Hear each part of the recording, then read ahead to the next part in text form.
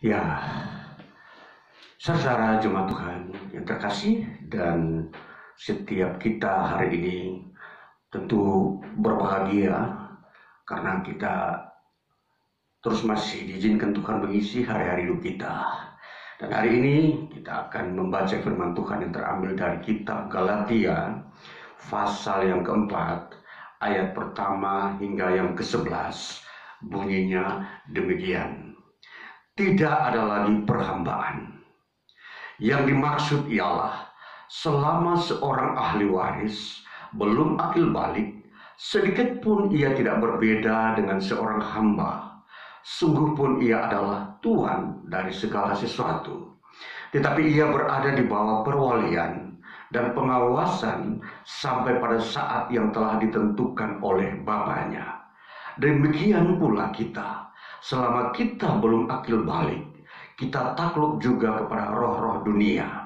Tetapi setelah genap waktunya, maka Allah mengutus anaknya yang lahir dari seorang perempuan dan takluk kepada hukum Taurat. Ia diutus untuk menebus mereka yang takluk kepada hukum Taurat, supaya kita diterima menjadi anak. Dan karena kamu adalah anak, maka Allah telah menyuruh roh anaknya ke dalam hati kita yang berseru, ya Aba, ya Bapa. Jadi, kamu bukan lagi hamba, melainkan anak. Jikalau kamu anak, maka kamu juga adalah ahli waris oleh Allah.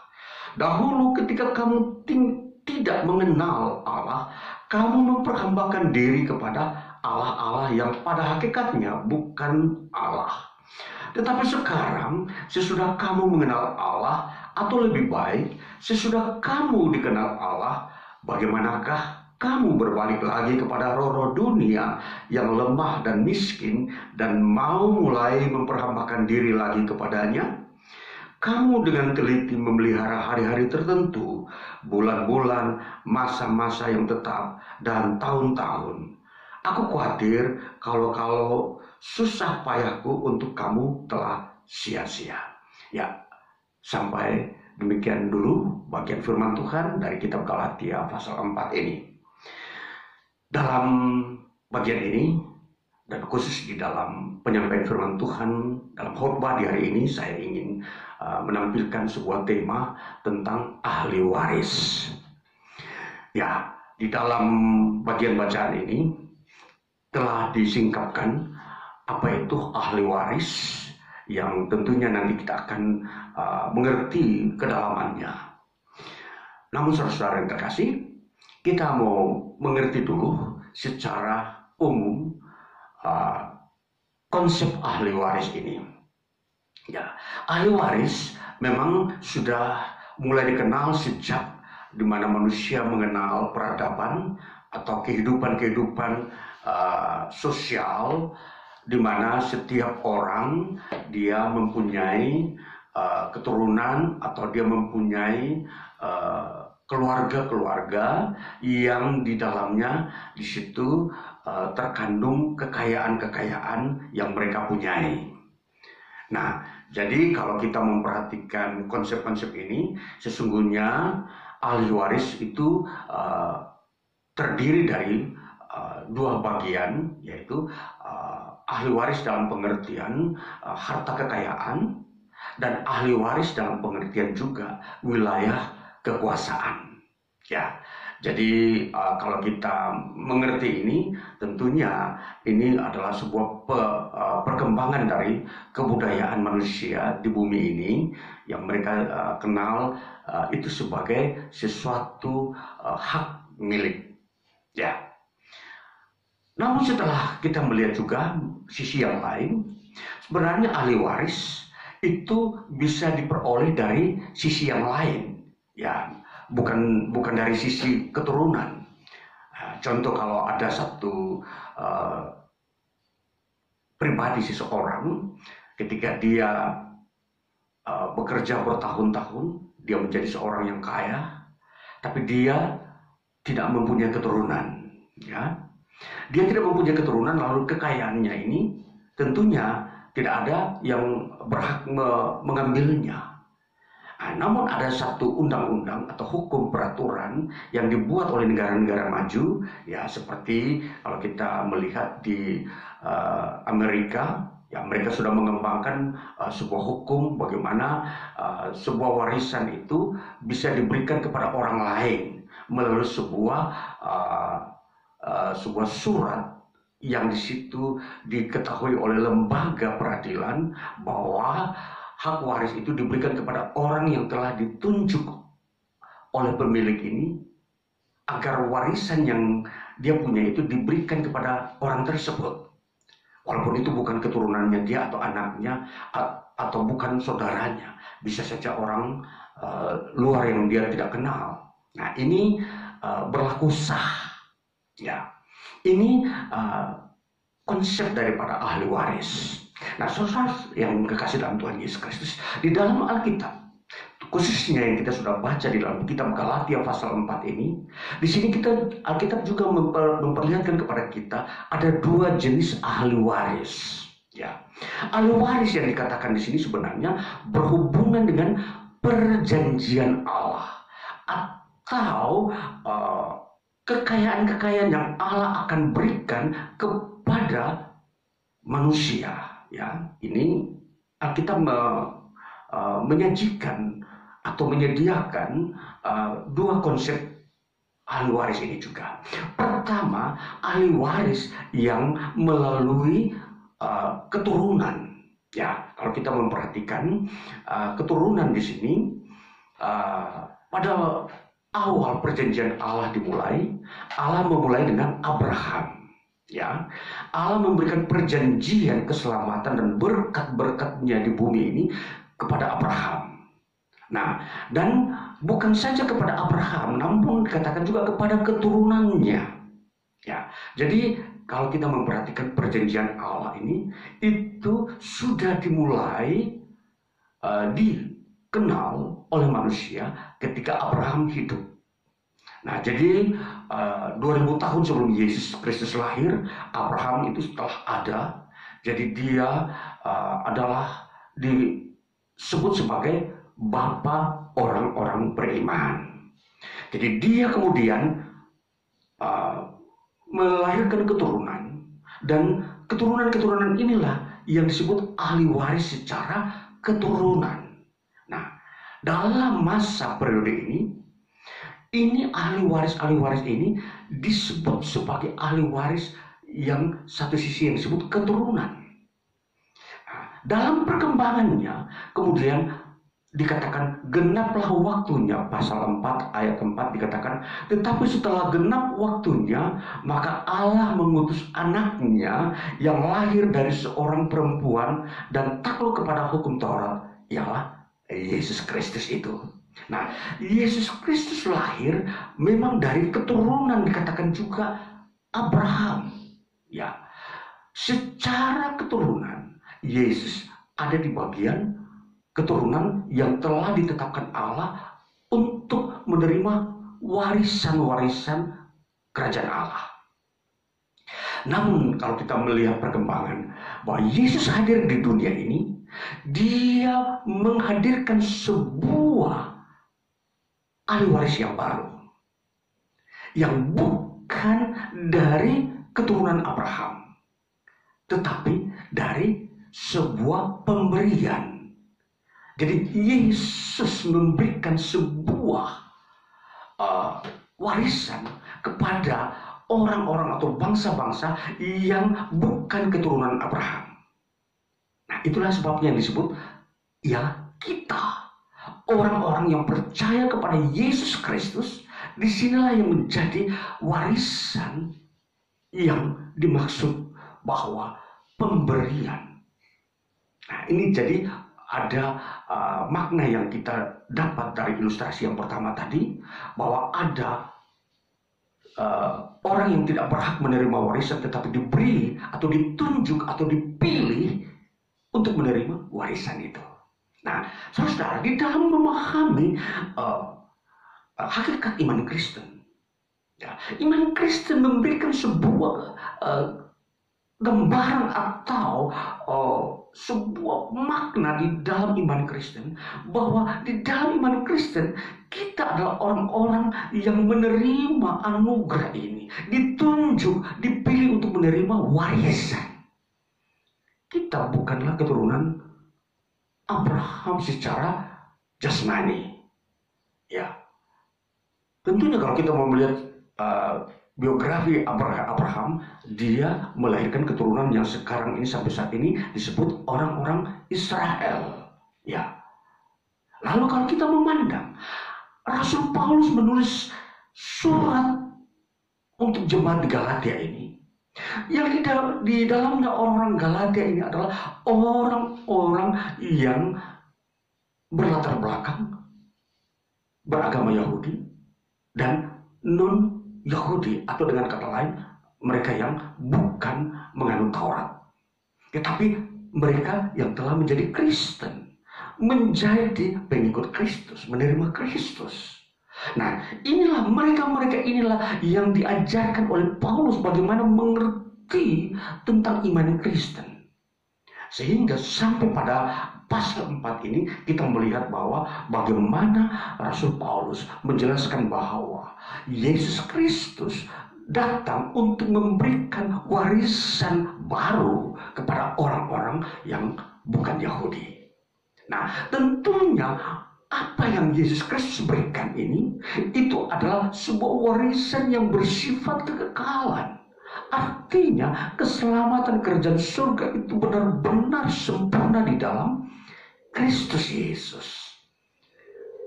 Di sini Paulus mau membandingkan bahwa hukum Taurat itu memang diberikan kepada orang-orang keturunan Abraham. Dikatakan di sini, kita membaca ayat yang keempat, dikatakan, tetapi setelah genap waktunya, maka Allah mengutus anaknya yang lahir dari seorang perempuan dan takluk kepada hukum Taurat. Lalu kemudian ia diutus untuk menebus mereka yang takluk kepada hukum Taurat, supaya kita diterima menjadi anak. Saudara, kalau kita memperhatikan bagaimana kronologi daripada ahli waris ini, tentunya urutan pertama kita melihat bahwa orang-orang yang berasal dari keturunan Abraham, mereka lah yang menerima hukum Taurat. Nah, hukum Taurat ini mempunyai fungsi, yaitu menjadi pengasuh atau ibu wali atau orang tua wali terhadap orang-orang ahli waris ini. Jadi Abraham dan keturunannya ini adalah orang-orang memang yang telah dipilih Allah untuk menerima warisan kekekalan, di mana nanti pada puncaknya Yesus Kristus datang, mereka harus mengambil bagian di dalamnya. Nah, itulah kronologinya. Jadi kalau kita memperhatikan seterusnya, bagaimana peranan hukum Taurat mendampingi Abraham dan keturunannya ini sampai kepada kedatangan Yesus. Jadi dikatakan itu hanya sebagai perwalian. Kita baca di dalam ayat yang kita sudah baca di sini, dikatakan di sini pada ayatnya yang kedua, dikatakan begini, tetapi ia berada di bawah perwalian dan pengawasan sampai pada saat yang telah ditentukan oleh Bapaknya. Jadi tentunya di dalam memahami hukum Taurat ini dipakai ada batas waktunya. Jadi hukum Taurat ini tidak dipakai untuk selama-lamanya. Ada batas waktu. Jadi setelah Tuhan memberikan hukum Taurat kepada orang Israel melalui Musa, itu dimulainya hukum Taurat. Tetapi dikatakan lagi oleh Rasul Paulus, itu akan ada masa waktunya berakhir, yaitu ketika Yesus Kristus datang. Nah, disinilah dikatakan ada batas waktu. Maka setelah Yesus Kristus datang, hukum Taurat itu disingkirkan, tidak dipakai lagi untuk melanjutkan warisan itu. Maka Yesus Kristuslah yang ditunjuk atau dipakai atau ditetapkan Allah untuk menetapkan warisan yang sah. Maka saudara, Kalau kita memperhatikan bagaimana Paulus yang memang dia seorang yang memahami agama Yahudi, dia beralih kepada Injil. Dia dipanggil oleh Allah menjadi seorang yang menerima Injil dan percaya pada Yesus Kristus. Dan itu wahyu dibukakan kepada dia untuk mengerti bahwa warisan itu sebenarnya sudah dialihkan atau disempurnakan dalam Yesus Kristus. Sehingga tidak perlu lagi manusia atau generasi manusia, baik yang menganut agama Yahudi maupun belum atau bukan agama Yahudi, mereka bisa menerima warisan dari Allah untuk hidup kekal melalui Yesus Kristus. Nah, inilah sebuah klimaks daripada perjanjian itu. Klimaks daripada warisan yang Allah sediakan bagi umat manusia. Jadi kalau kita berbicara tentang warisan di dalam Yesus Kristus, itu berbicara tentang Injil. Injil itu diberikan kepada semua bangsa, bukan satu bangsa saja. Sehingga kalau kita melihat bahwa Yesus Kristus datang kepada semua orang agar mereka berhak memperoleh hidup kekal. Nah, saudara yang terkasih, ini berita Injil yang selalu dan perlu diberitakan sepanjang masa, karena ini menyangkut warisan umat manusia. Saudara, saya sampaikan berita ini karena kita adalah golongan umat manusia di antara orang-orang yang ada di muka bumi, baik orang Yahudi maupun bukan Yahudi. Di sini kita semua memperjuangkan kehidupan kemanusiaan kita di masa akan datang. Kita ingin mencari apa itu hidup kekal. Kita ingin menemukan kehidupan kekal itu sesungguhnya. Di mana letaknya? Dan ternyata telah dibukakan bahwa di dalam Yesus Kristus, warisan yang Allah telah sediakan itu dapat diperuntukkan kepada semua orang. Ini saudara yang terkasih. Jadi di dalam mengerti ahli waris ini, maka kita melihat berdasarkan Injil. Jadi Injil membukakan kesempurnaan kehidupan manusia di hadapan Allah. Jadi kita tidak bisa lagi mencari yang lain. Kita sudah tidak bisa mengalihkan perhatian kita lagi untuk mendapatkan sesuatu yang berharga. Karena di dalam Injil sudah ada di situ yang kita cari, yaitu hidup kekal itu, saudara. Dan ini kita harus membuka atau menyadarkan pikiran kita dan hati kita bahwa tidak ada di tempat lain di mana-mana untuk mendapatkan warisan hidup kekal. Kita sudah bertemu di dalam Yesus Kristus. Di dalam Injilnya sudah menetapkan bahwa keselamatan hidup kekal itu diberikan kepada manusia yang percaya kepada Yesus Kristus. Dan mereka adalah ahli waris kerajaan Allah. Di dalam kita memahami Galatia pasal 4 ini, di sini kita akan melihat dengan satu istilah dalam bahasa Yunani dikatakan kleronomos. Kleronomos ini kalau diterjemahkan memang disebut ahli waris. Namun di dalam terjemahan lain dikatakan orang-orang yang berhak menerima. Saudara, orang-orang yang berhak menerima.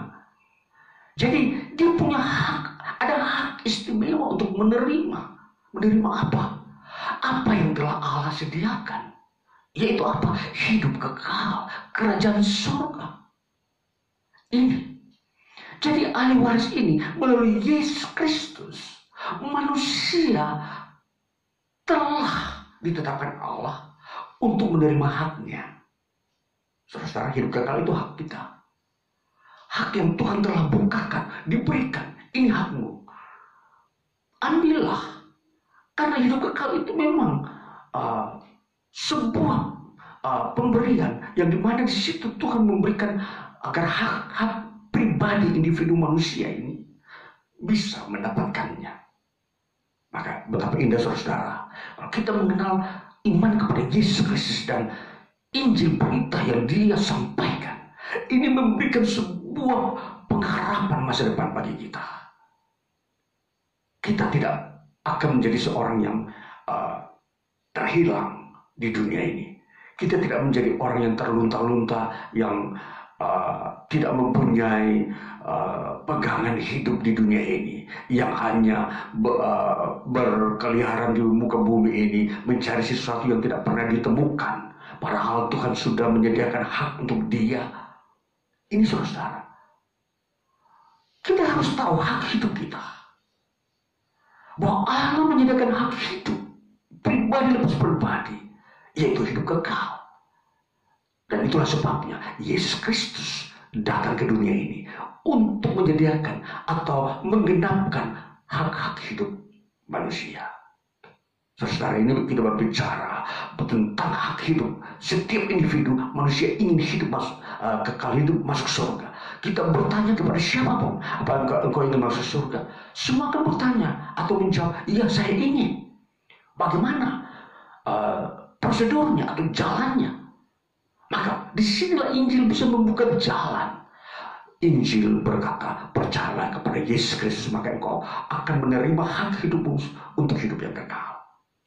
Ini sebuah solusi yang luar biasa bagi era manusia saat ini. Kita manusia yang telah diisi dengan kemajuan-kemajuan dalam bidang apa saja, ekonomi, lingkungan, modernisasi, sudah memberikan keindahan. Kita akan mencari sesuatu yang lebih indah lagi, yaitu yang disebut kerajaan surga. Maka kalau kita mempertanyakan ini, maka kita akan harus beralih pikiran kita hanya kepada Injil. Kita harus menelusuri bagaimana warisan kerajaan surga itu kita dapatkan. Kita harus menelusuri Injil.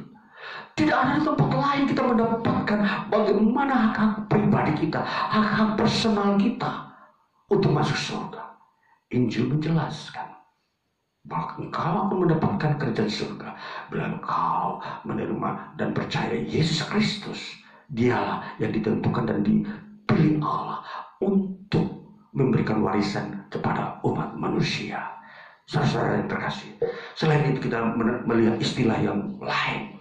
Istilah yang berikutnya yang disebut kleros, memang bagian daripada kleronomos tadi. Kleros ini itu kalau diterjemahkan adalah kelompok orang-orang yang dipercayakan. Jadi saudara, kelompok orang-orang yang dipercayakan. Jadi di sini kita akan melihat bahwa orang-orang yang percaya kepada Yesus Kristus itu, orang-orang itu disebut kelompok orang-orang yang dipercayakan. Dipercayakan apa? Hak untuk masuk ke dalam kerajaan surga. Inilah yang kita akan bertemu dengan bagaimana ketetapan hukum-hukum ilahi menyangkut masa depan manusia.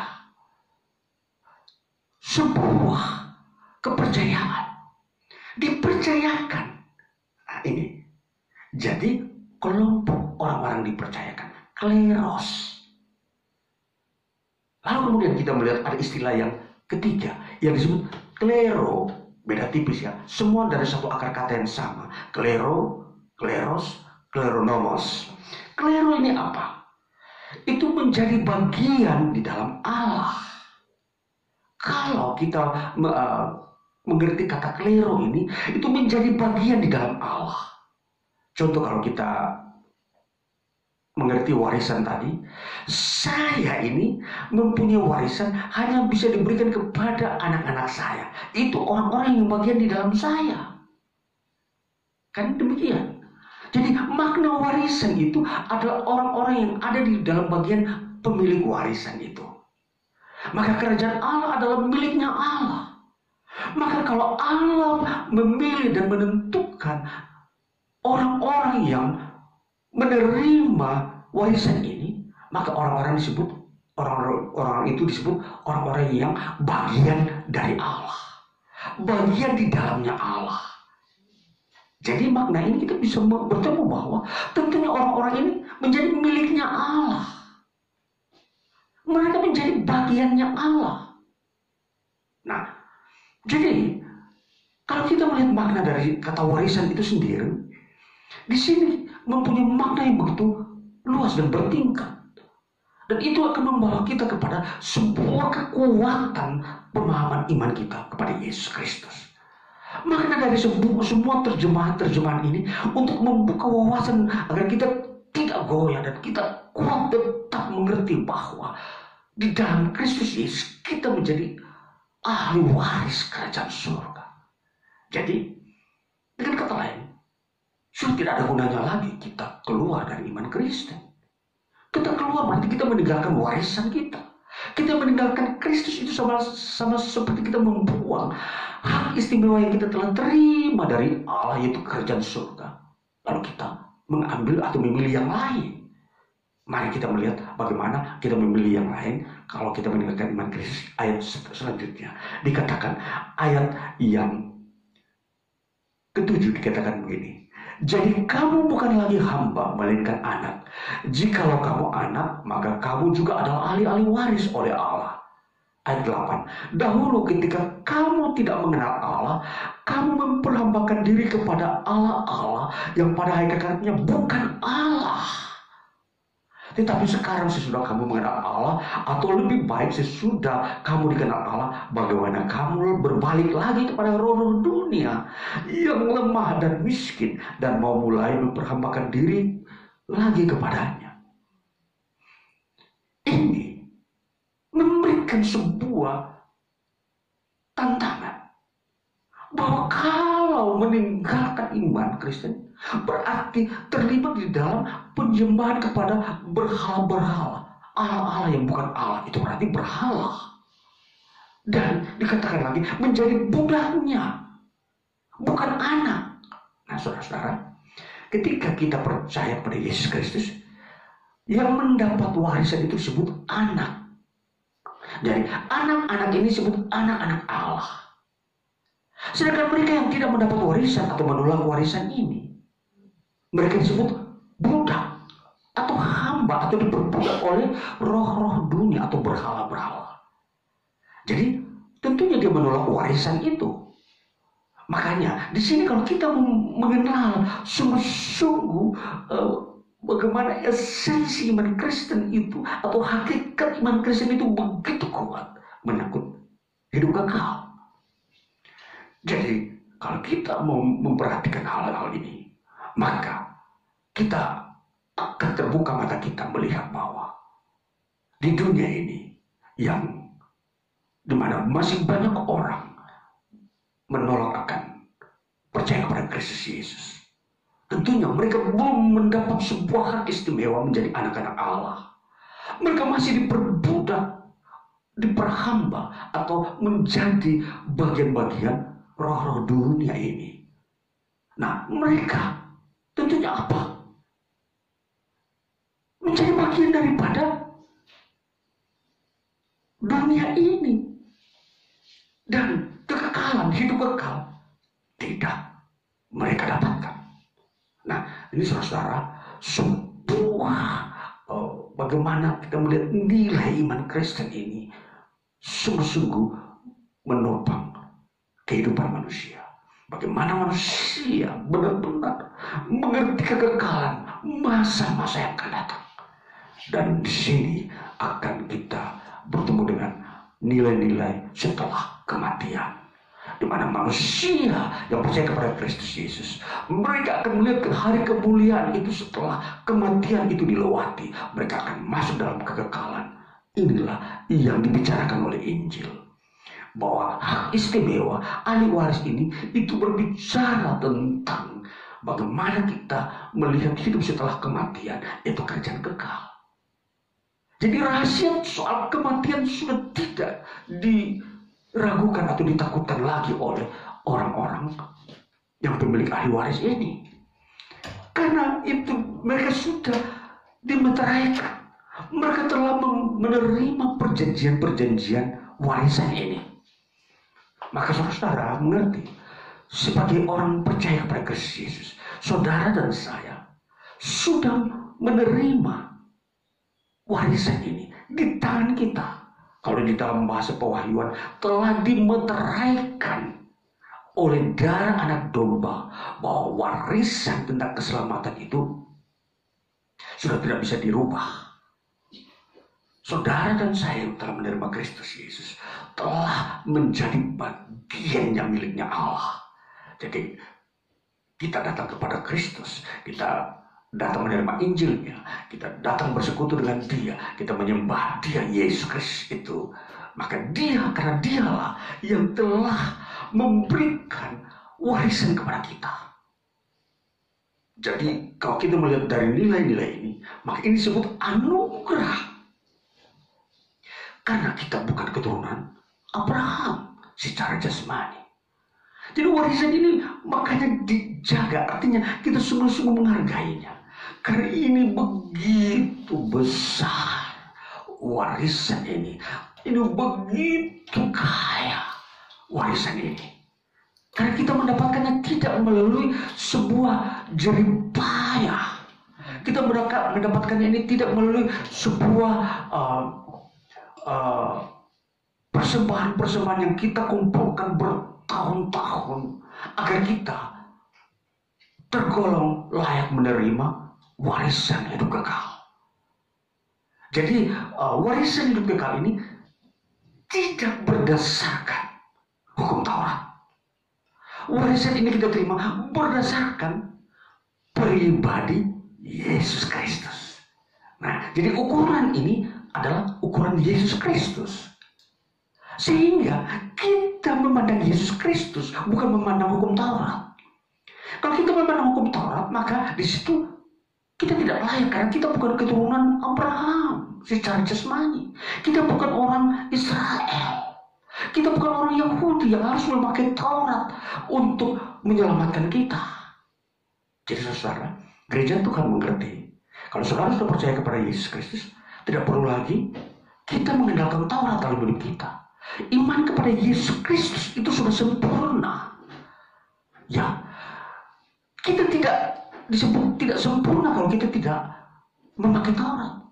Karena ketentuan kita menjadi ahli waris itu karena kita percaya Yesus Kristus, bukan percaya kepada Taurat. Jadi, saudara, di dalam Alkitab memang ada hukum Taurat dan Injil. Hukum Taurat itu hanya sebagai perwalian, pendamping, khususnya bagi orang-orang Israel. Tapi setelah Yesus datang, pendamping itu, perwalian itu disingkirkan karena yang sesungguhnya, Bapa sesungguhnya sudah datang. Yesus Kristus digambarkan sebagai Bapa yang sesungguhnya. Hukum Taurat itu perwalian, katakanlah orang tua angkat, ya, orang tua asuh. Maka kalau orang tua sesungguhnya sudah datang, orang tua asuh itu tidak dibutuhkan lagi. Maka ini menyangkut warisan. Jadi hidup kekal kita harus mengerti dengan sesungguhnya berdasarkan apa yang Paulus terima di dalam bentuk wahyu ini mengenai Yesus Kristus. Jadi Yesus Kristus mendatangkan keselamatan sebagai dalam bentuk warisan ini memakai dirinya sendiri. Yesus Kristus tidak memakai Taurat. Yesus Kristus memakai dirinya yang mati di kayu salib itu untuk menyediakan warisan hidup kekal bagi kita yang bukan orang-orang Israel. Maka terjadilah gereja. Yesus mendirikan gereja. Artinya gereja itu tunduk kepada Yesus Kristus, bukan hukum Taurat. Ini perbedaannya. Jadi kita melihat, kita menerima nama Yesus dan pribadi Yesus Kristus itu sudah sempurna. Dan di situ rohnya akan tinggal dalam kita dan mengajarkan kita hukum baru yang disebut hukum kasih. Hukum kasih ini dia tidak ambil dari Taurat. Hukum kasih diambil dari pribadi Yesus Kristus. Jadi kita harus melihat bagaimana Yesus Kristus mengasihi manusia. Dia mengorbankan dirinya. Itu hukum kasih yang Yesus ajarkan. Berkorban itu hukum kasih menurut Injil, menurut Yesus Kristus. Ini saudara-saudaraku yang terkasih.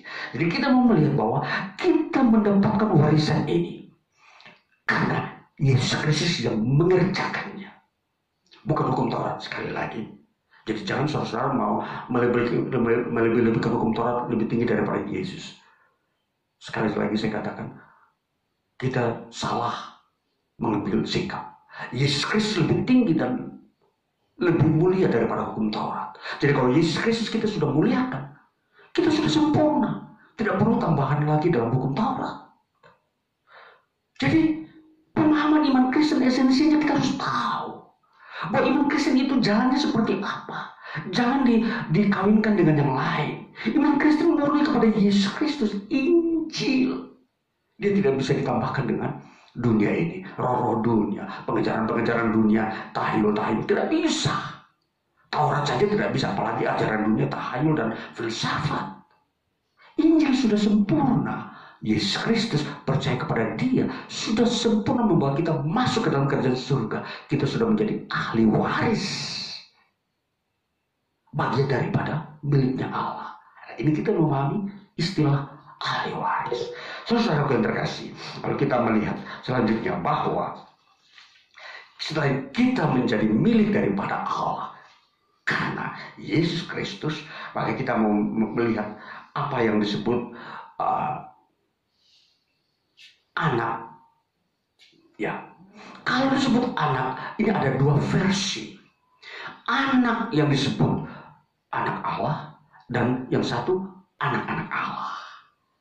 Kita yang percaya kepada Yesus Kristus, kita disebut anak-anak Allah. Sedangkan Yesus Kristus disebut anak Allah. Jadi tentunya pemahaman ini perlu kita bedakannya, berbeda tingkatan. Karena Yesus Kristus datang dari Allah. Sedangkan kita ini manusia diadopsi kepada Allah. Jadi kita menjadi anak-anaknya Allah.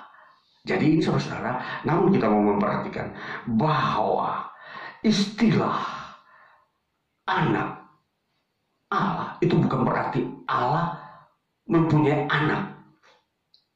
Yang seringkali diperdebatkan oleh banyak orang yang mengkritisi iman Kristen, bahwa iman Kristen mempercayai bahwa Allah itu beranak. Saudara, ini tentunya perlu diklarifikasi, dijelaskan bahwa iman Kristen tidak mengajarkan bahwa Allah mempunyai anak.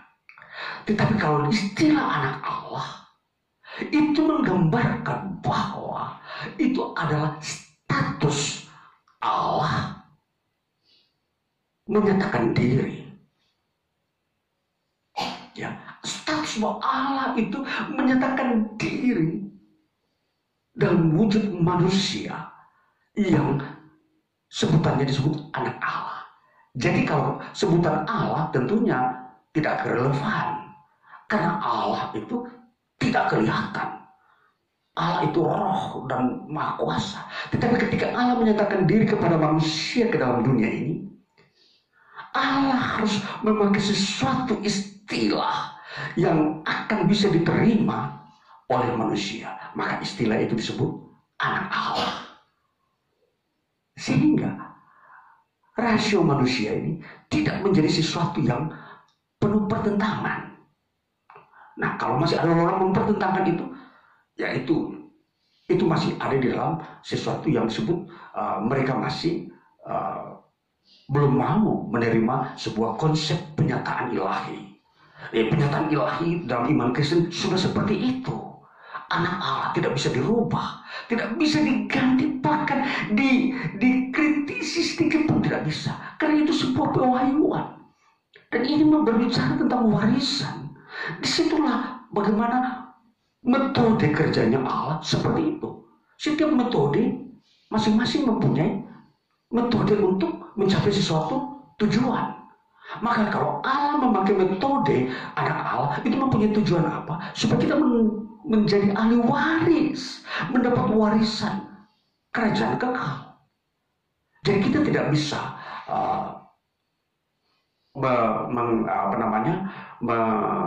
mengubah atau menggantikan istilah lain daripada anak Allah.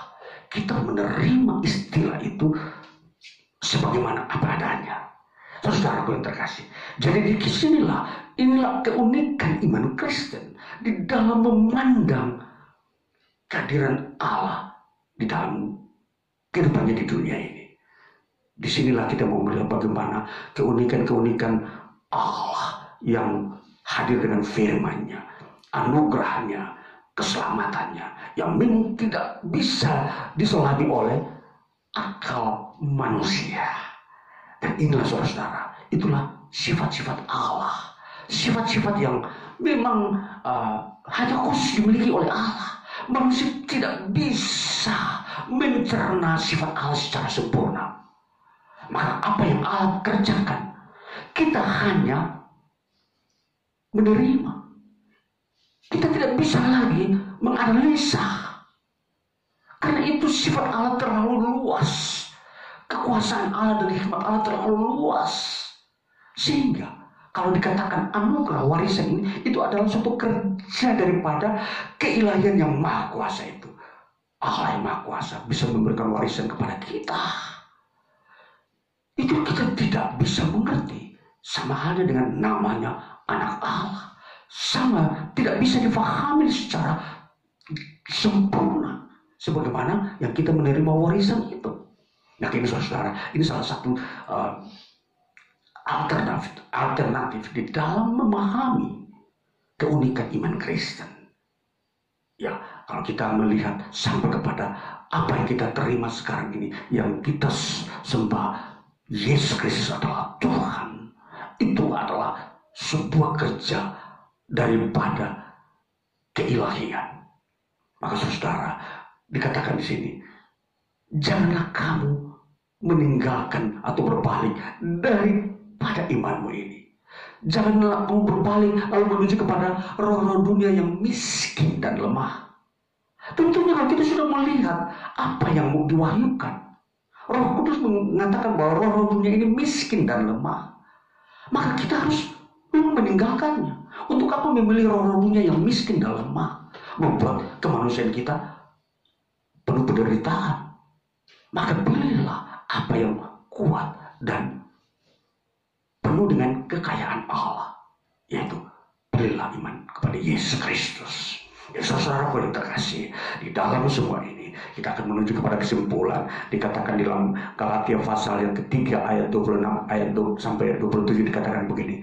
Sebab kamu semua adalah anak-anak Allah karena iman di dalam Yesus Kristus. Karena kamu semua yang dibaptis dalam Kristus telah mengenakan Kristus. Nah saudara, karena Kristus telah datang ke dalam dunia ini dan kita menerima Dia, sehingga kita bisa disebut anak-anak Allah, menjadi bagian di dalam miliknya Allah. Nah inilah saudara, lihatlah firman Tuhan yang telah kita terima di hari ini. Bila kita memahami iman kita, iman kepada Yesus Kristus. Dan saudara yang mendengarkan firman ini, yang ingin percaya kepada Yesus Kristus, datanglah dengan segera sebelum terlambat. Karena ini kekayaan yang abadi, kekayaan kekekalan yang Allah sediakan bagi siapa saja, semua orang yang mau datang kepada Yesus Kristus. Tuhan Yesus memberkati kita. Haleluya. Amin.